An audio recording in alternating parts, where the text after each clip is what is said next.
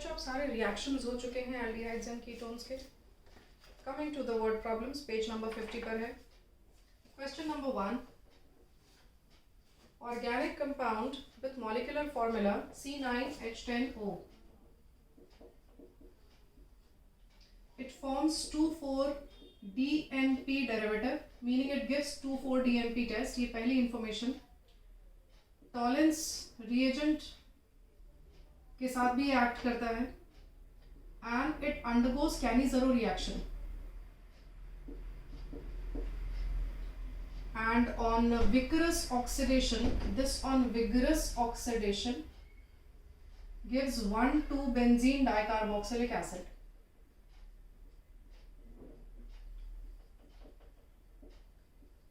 तो बच्चों ये इसके बारे में इंफॉर्मेशन गिवन है। तो वी हैव टू क्रैक कि ये वाला फॉर्मूला कौन सा होगा, मतलब इसका स्ट्रक्चर देखना है।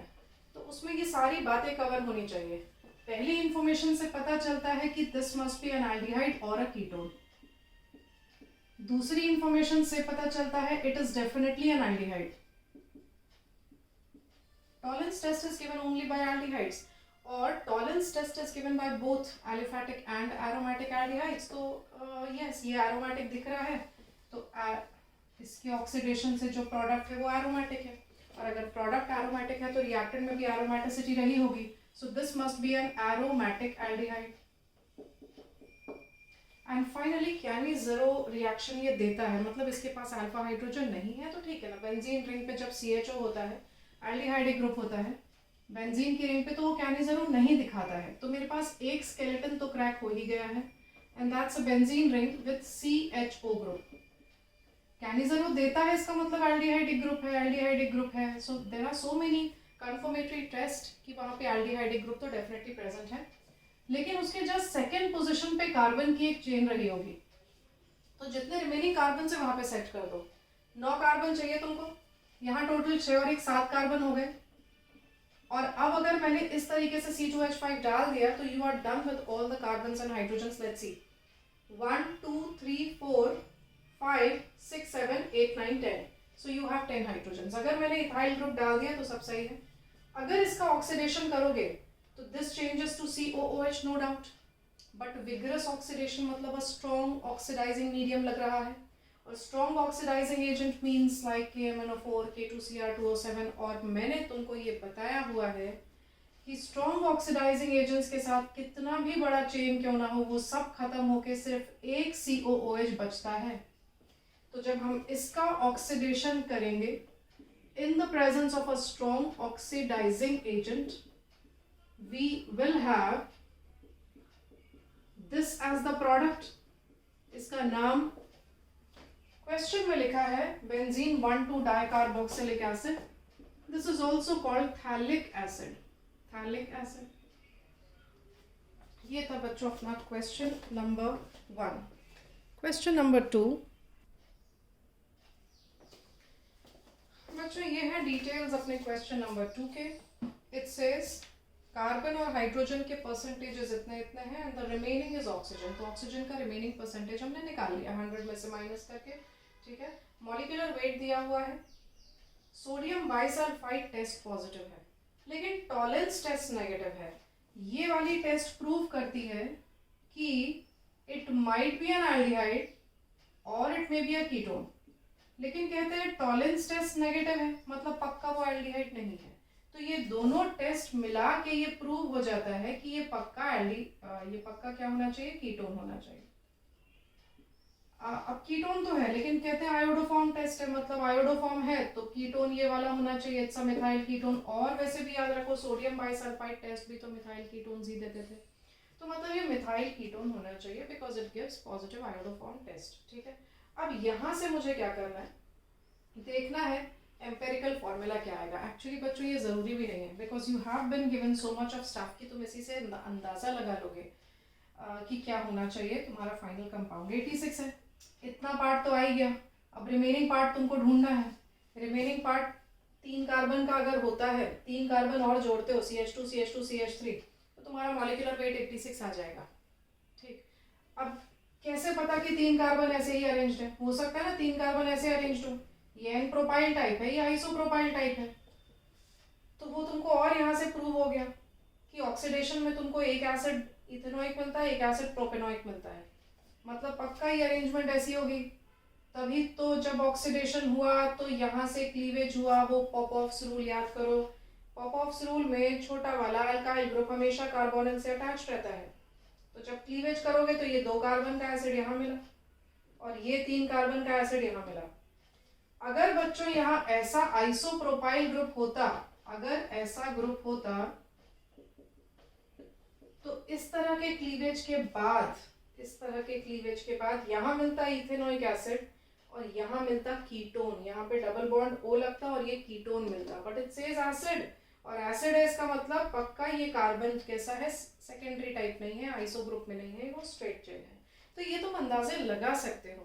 बट देन उसने तुमको ये दे दिया ना यार परसेंटेज, तो कॉम्पिटिटिव है तो सही है, तुम सीधा लिख दो, है ना, तुम निकाल लो अंदाज से कि क्या होना चाहिए and finally you write it down. But when you are given the values of percentages, तो तुमसे वो एक्सपेक्ट कर रहा है कि तुम उसका एम्पेरिकल फॉर्मूला बताओ। So I have these values for you.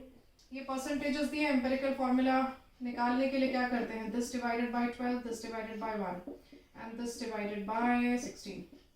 तो बच्चों ये वैल्यूज आती हैं, दिस इज आई थिंक 5.8 है, दिस इज 11.63 और ये आती है 1.16।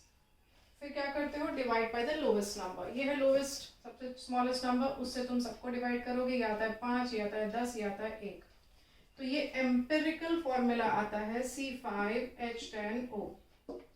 पर ये फॉर्मूला, एम्पिरिकल फॉर्मूला जो है वही मॉलिक्यूलर फॉर्मूला भी होना चाहिए, क्योंकि मॉलिक्यूलर वेट 86 है और इसको गिनो तुमको मिलेगा 86 इसका molecular weight. That means if the molecular formula is this, if the empirical formula is this, the molecular formula is also the same, C5H10O।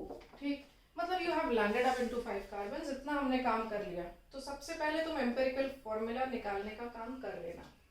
दूसरी बात, with all these informations given, finally oxidation का information is given, वहां से तुम crack कर लो कि ketone कौन सा होना चाहिए।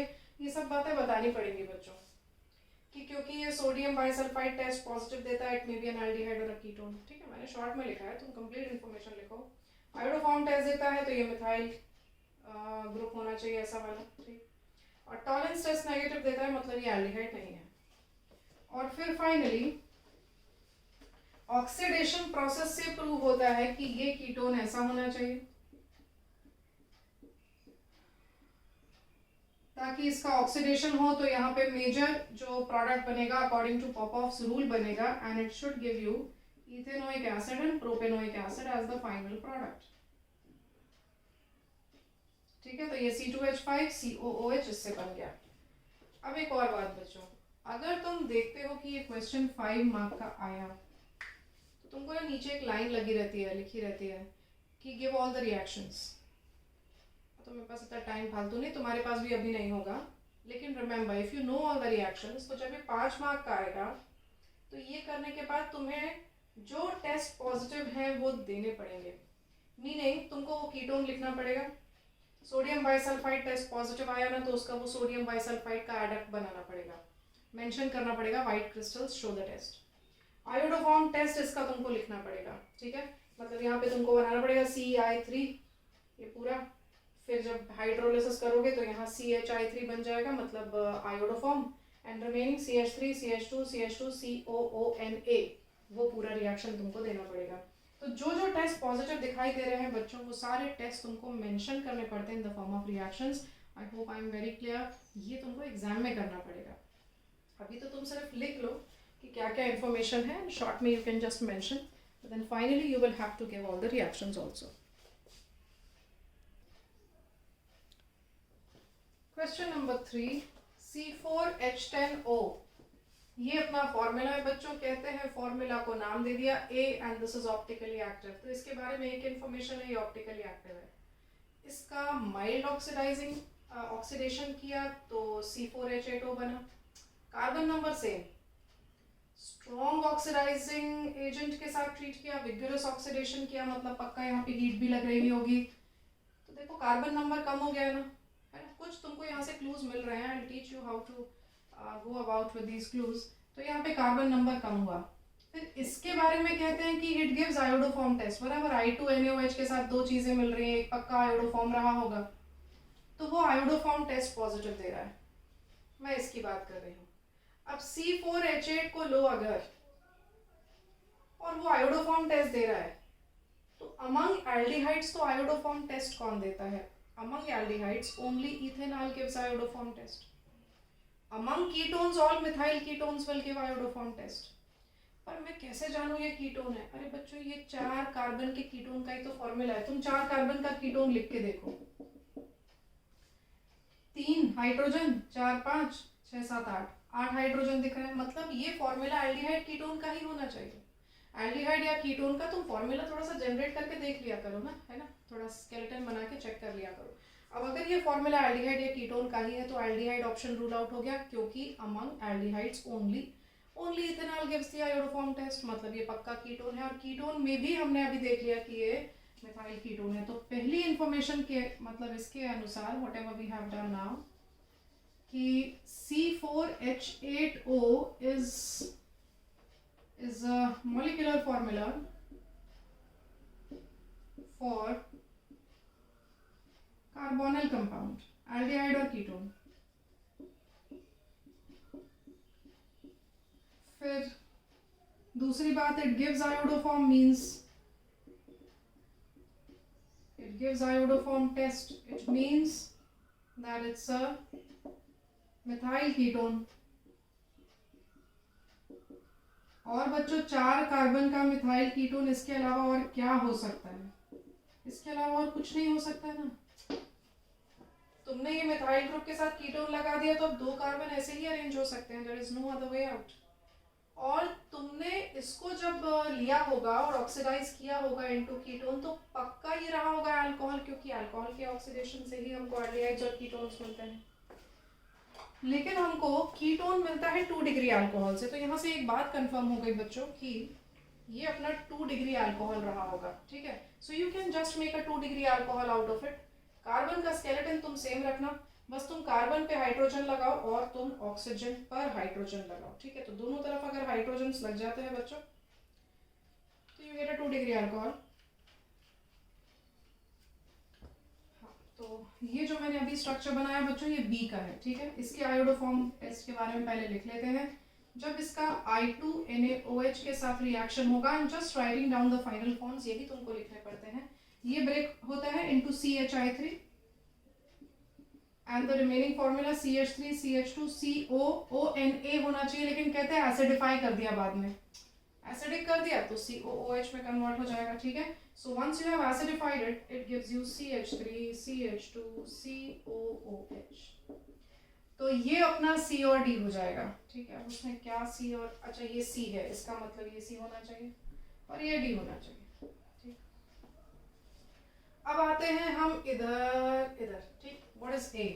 A must have been butane 2 ol, ये A होना चाहिए था। A का D में कन्वर्शन तुम कर सकते हो ना, यहाँ से लेके यहाँ ऑक्सीडेशन किया तो ये क्या हो गया, कीटोन में बदल गया।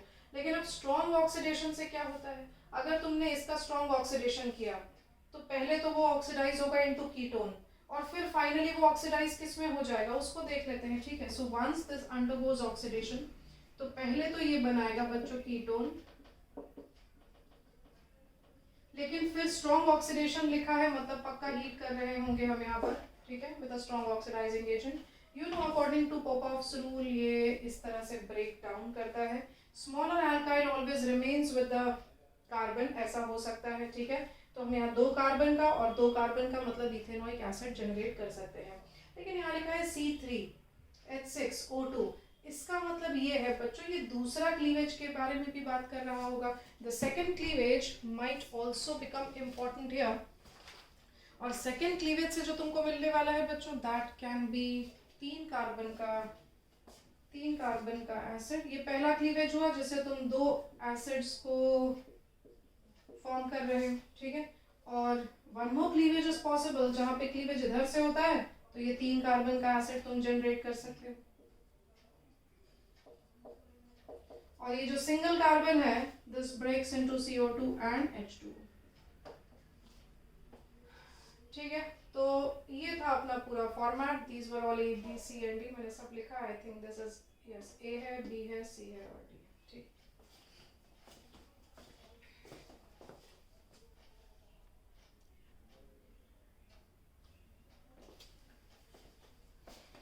क्वेश्चन नंबर 4, C5H10O बच्चों फॉर्मूला है। ठीक है, अब 5 कार्बन में पॉजिटिव टीएनपी टेस्ट है, मतलब कि एल्डिहाइड कीटोन होना चाहिए, लेकिन नेगेटिव टॉलेंस टेस्ट है, मतलब कीटोन ही होना चाहिए। तो पहली इंफॉर्मेशन है मेरे पास में कि it should be a ketone, B a ketone. अब 5 कार्बन के तुम कौन कौन से कीटोन्स बना सकते हो देख लो। ये पहला बनाया, अगर ये होता तो ये आयोडोफॉर्म टेस्ट के बारे में मेंशन करता था। एनीवेज, ये भी एक कीटोन होने की पॉसिबिलिटी है, ये और इसी का एक और आइसोमर ऐसा बन सकता है। पर अगर ये वाले होते तो ये पॉजिटिव आयोडोफॉर्म टेस्ट भी देते हैं। तो ऑब्वियसली पॉजिटिव आयोडोफॉर्म मेंशन नहीं है, मतलब इसके होने की संभावना कम बनती है। अब आते हैं इस पे। ठीक है, जब इसका ऑक्सीडेशन करेंगे बच्चों, इसका ऑक्सीडेशन करेंगे तो what you get is an acid मिल रहा है। तुम सिमेट्रिकल कीटोन है, कहीं से भी क्लीव करो, 3 कार्बन का ये एसिड मिल गया, और साथ में 2 कार्बन का भी एसिड मिलना चाहिए, जो नहीं मेंशन है लेकिन मिलना चाहिए।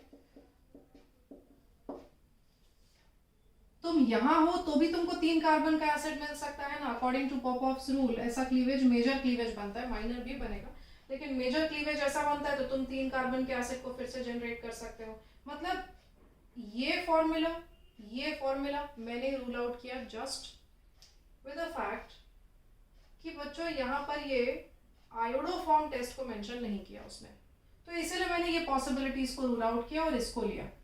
और इसके ऑक्सीडेशन से 3 कार्बन का एसिड मिलता है ना, दैट्स ओके। फिर कहते हैं सोडियम सॉल्ट ऑफ बी, मतलब अपना बी कौन है, बाय द वे बी ये है।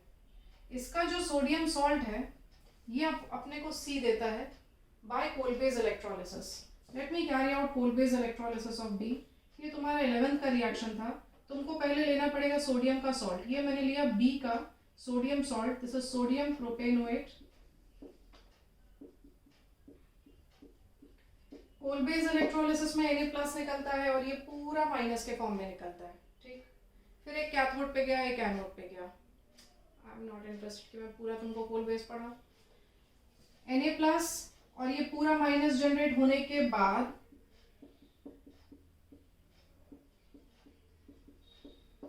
शॉर्ट में कैटायन मूव्स टुवर्ड्स कैथोड, वहां उसका रिडक्शन हो जाता है। एनायन मूव्स टुवर्ड्स एनोड, वहां उसका ऑक्सीडेशन हो जाता है। यहाँ Na+ का नहीं, क्योंकि एक्वस सॉल्यूशन है, तो याद है इलेक्ट्रोलिसिस किया था हमने, H+ का रिडक्शन होता है। ठीक है, तो ये जाता तो है कैथोड पे, लेकिन it's actually H+ which will undergo reduction to form H2।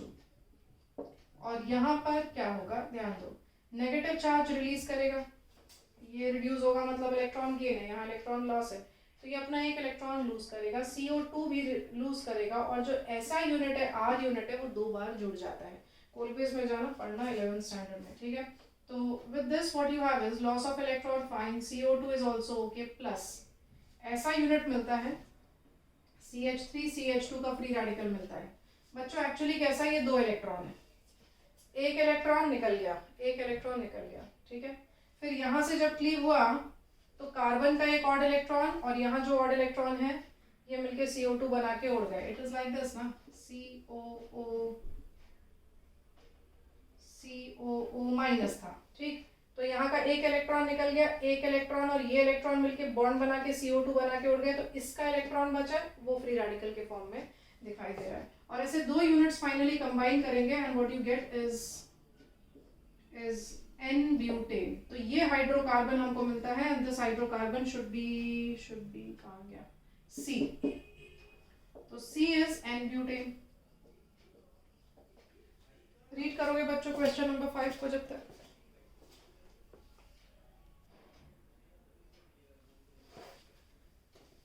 बच्चों क्वेश्चन नंबर 5 है C4H9Br। पहले तो हाइड्रोलिसिस से तुमको मिलेगा Br will be replaced by OH। यही होता है ना कि हैलाइड का OH से रिप्लेसमेंट हो गया, दिस इज हाइड्रोलिसिस रिएक्शन। फिर ये जो चीज बनी है ये अल्कोहल है, अल्कोहल के ऑक्सीडेशन से बोलते हैं कीटोन मिल रहा है C। और ketone undergo further oxidation to acid, उसको तो छोड़ो, पहले यहाँ तक का क्रैक करते हैं। 4 कार्बन के कितने स्केलेटन्स हो सकते हैं? ये पहला और ये दूसरा, मतलब तुम्हारे ए के 4 फॉर्मूले जनरेट हो सकते हैं। ये पहला फॉर्मूला, ये दूसरा, फिर जो स्केलेटन ऐसी वाली थी इससे ये पहला और ये दूसरा। ठीक, बात समझ आ गई? तो ये सबको चलाते हैं ना, देखते हैं कि कहाँ पर हमको कीटोन, कहाँ पर हमको एल्डिहाइड उस केस में मिलने वाला है। So with aqueous NaOH first I get a 1 degree alcohol. 1 degree alcohol को यही रोक लो ना रहे, क्योंकि आगे थोड़ी ना ऑक्सीडेशन से वो कीटोन देता है, तो रूल आउट हो गया। एग्जैक्टली ये वाला formula, this is going to give you again a 1 degree alcohol, वो ऑक्सीडेशन से कीटोन नहीं देता। 1 डिग्री अल्कोहल ऑक्सीडेशन से एल्डिहाइड देता है पहले, पर कहते हैं ये कीटोन दे रहा है। कीटोन दे रहा है, इसका मतलब ये हो गया बच्चों कि ये जो हलाइड है it can not be a 1 degree halide, तो मैंने ये और ये रूल आउट कर दिया। अब अगर ये लूं तो इससे जो मुझे मिलेगा वो होगा 3 डिग्री अल्कोहल, और हमने तो बोर्ड्स में पढ़ा है 3 डिग्री अल्कोहल का ऑक्सीडेशन होता ही नहीं है, मतलब ये भी रूल आउट हो गया। तो बचता है सिर्फ ये वाला फॉर्मूला। तो एक्वस NaOH के साथ पहले तुम बनाओ इसका alcohol, it should be a 2 degree alcohol.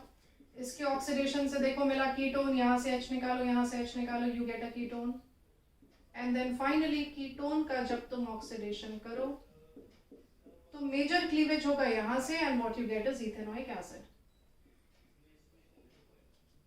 ठीक, तो ये था बच्चों question number 5। Question number 6 read कर लो जब तक।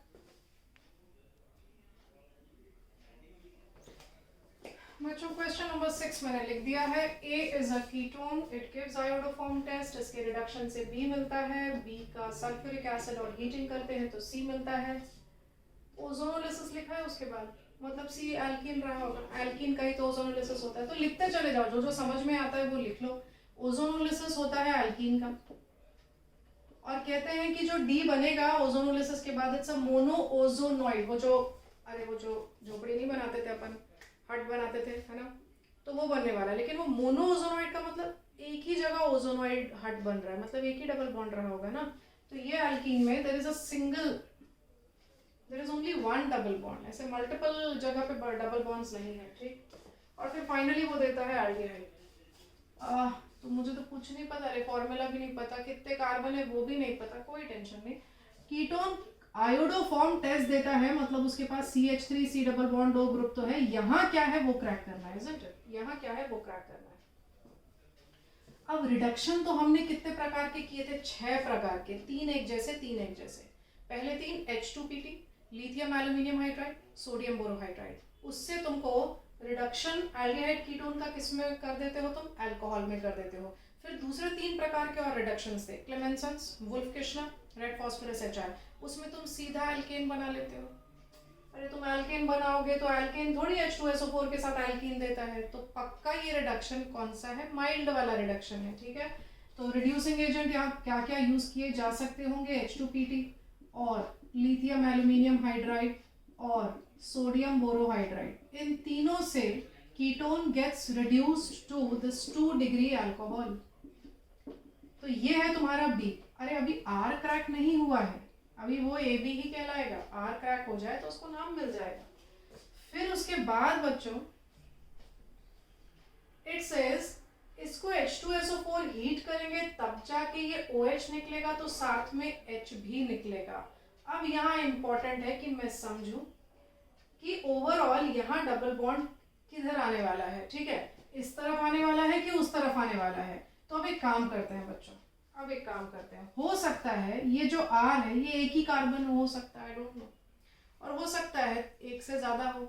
तो मैं एक कार्बन तो लिखूं, एक कार्बन रहा तो ठीक है, आगे क्या है मुझे नहीं पता, तो इस पे CH2 लिख के मैंने छोड़ दिया, ताकि हो सकता है एक H आ जाए तो खत्म हो गया फॉर्मूला। अगर H हुआ तो ये CH3 हो जाएगा, अगर और मल्टीपल कार्बन है तो वो लिख लेंगे बाद में। ठीक है, तो ये CH2 मुझे लिखना पड़ेगा, तभी तो मैं करवा पाऊंगी ना इस पे ये वाला रिएक्शन। ठीक है, तो इसको ऐसा लिख के छोड़ो, this will be I mean more easy to understand. अब यहाँ क्या है? H भी हो सकता है, H आ गया तो बस ये इतना फॉर्मूला बन जाएगा, CH3 CHOH CH3, फॉर्मूला खत्म। और अगर और भी कार्बन है तो वो लगाते चले जाना, बाद में देख लेंगे। अगर इस बी फॉर्मूले का तुमने H2SO4 के साथ में हीटिंग किया तो अब ध्यान दो, हो सकता है H यहाँ से निकले अकॉर्डिंग टू सेट रूल, हो सकता है यहाँ से निकले, पर मुझे नहीं पता कहाँ से निकले। पर अगर ये CH3 हुआ तो यहाँ से H निकालना गलत नहीं होगा। अगर मान लो ये CH3 ही हुआ तो H कहीं से भी निकल सकता था, यहाँ से यहाँ से। लेकिन अगर इसके आगे मल्टीपल कार्बन हुए तो फिर तो H यहीं से बनता है ना, निकलना अकॉर्डिंग टू सेट रूल। तो इसलिए मैंने H यहाँ से निकाला, ठीक है। So I get CH3 CH double bond C। यहाँ से H निकालने के बाद बचा एक H, और अब मुझे नहीं पता आगे क्या है। Okay, so this is an alkene, ये C बना तुम्हारा। फिर कहते हैं इसका ओजोनोलिसिस होगा, और ओजोनोलिसिस के बाद फाइनली ये देगा CH3 CHO, है ना, ये तुम बनाते बैठो, CH3 CHO दे रहा है। इसका मतलब बच्चों पक्का ये एल्कीन ऐसा रहा होगा, तभी तो इसके ओजोनोलिसिस से फाइनली तुमको मिलेंगे ऐसे क्लीवेज के बाद। हट बना लेना, तुम करो वो सब। हट बनाने के बाद क्लीवेज करोगे तो क्या करना है, डबल बॉन्ड को तोड़ना है, यहाँ डबल बॉन्ड हो, यहाँ डबल बॉन्ड हो, बना ethanol. So you getting 2 molecules of ethanol. और यही उसने बोला था कि इथेनॉल मिलता है, बस इथेनॉल ही मिलता है, ऐसे ही बोला था उसने। तो मतलब पक्का यहाँ पे एक CH3 है तो पक्का इधर एक CH3 होना चाहिए, तो यहाँ पर भी एक CH3 होना चाहिए। गेटिंग इट, ठीक है। ये बन गया तुम्हारा A, फिर ये B, फिर वो C, और वो इथेनॉल। क्वेश्चन नंबर 7 रीड करो जब तक।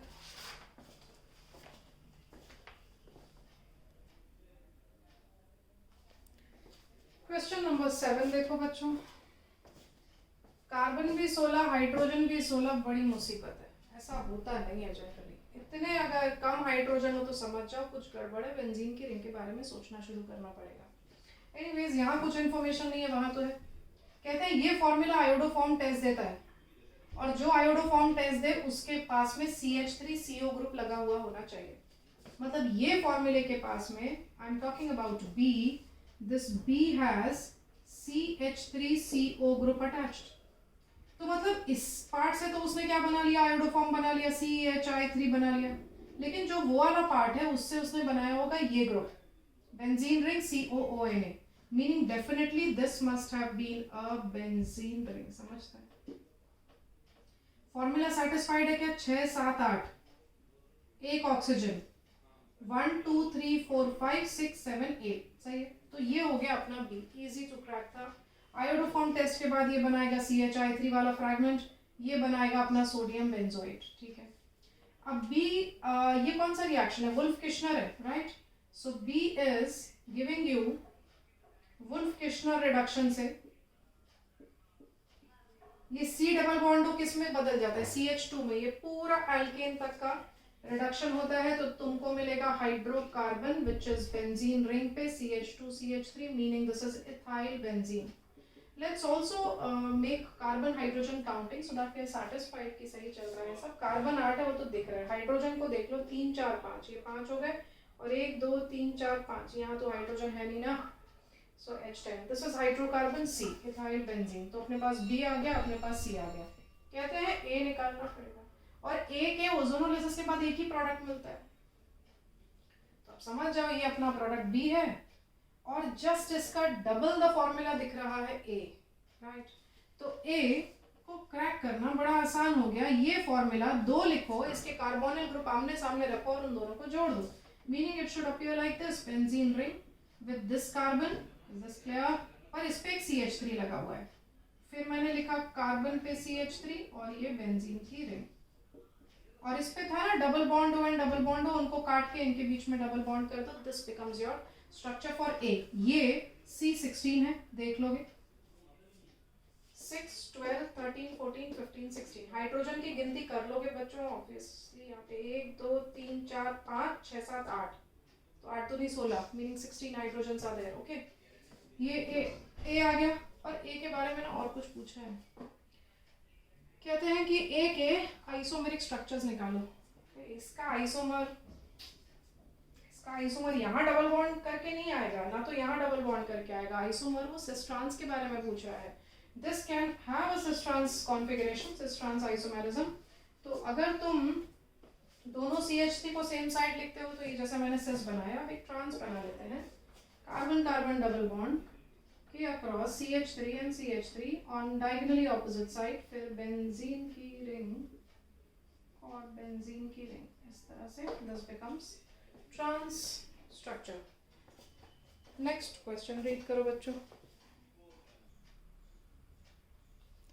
क्वेश्चन नंबर 8, C8 H6 है क्या? ओनली H6, तो बेंजीन की रिंग बनती है। वैसे भी यहाँ कहीं दिखे ना बेंजीन की रिंग तो समझ जाया करो इतने कम हाइड्रोजन्स हैं तो बेंजीन की रिंग होनी चाहिए। H प्लस Hg2 प्लस ये कॉम्बिनेशन तब आता है बच्चों जब अल्काइन ग्रुप हो, याद है तुमको? अल्काइन पे पानी डालते हैं, मीनिंग इट्स ये H प्लस लिखा है, मतलब H plus in the presence of acid है, dilute acid with Hg2 plus. यहाँ पे अल्काइन पे वाटर एडिशन होता है। तो कुछ कुछ रिएजेंट्स ध्यान में रख लो कि ये रिएजेंट्स फिक्स्ड है, यहीं पर यूज होते हैं। मतलब ये ट्रिपल बॉन्ड होना चाहिए यहाँ पर, और साथ में यहाँ बेंजीन की रिंग भी होनी चाहिए, क्योंकि उसके कार्बन हाइड्रोजन का नंबर तो यही कहता है। ठीक है, तो बेंजीन की रिंग आ जाने के बाद तो बेंजीन पे थोड़ी ना ट्रिपल बॉन्ड निकलेगा, है ना? एक कार्बन रहा होगा, उस पे ट्रिपल बॉन्ड रहा होगा। I mean it was so simple to crack कि 8 कार्बन है तो 6 इधर हो गए, 7 और 8 के बीच में ही ट्रिपल बॉन्ड रहा होगा, क्योंकि ये कॉम्बिनेशन सजेस्ट करता है कि triple bond must definitely be there. हाँ, तो ये अपना A हो गया। चलते हैं आगे। A के बाद जब इसमें वाटर ऐड करेंगे in the presence of H plus and mercuric salt, तो this gives Markovnikov's water addition. H यहाँ, OH यहाँ।